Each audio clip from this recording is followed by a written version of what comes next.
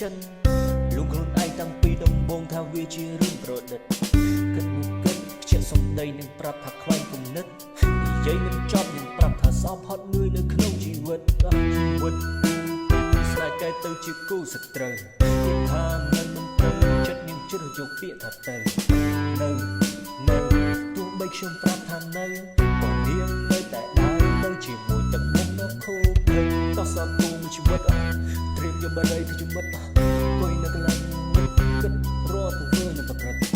សោកទូទ្រីងមួយឆ្កឹះស្វិតបច្ចុប្បន្នការហាត់ជាអតីតផ្សាយក្នុងសត្វឆ្ងាយបាច់ជាលើកចិត្តខ្លាចជាទេសកលស្នេហ៍អស់មួយជីវិត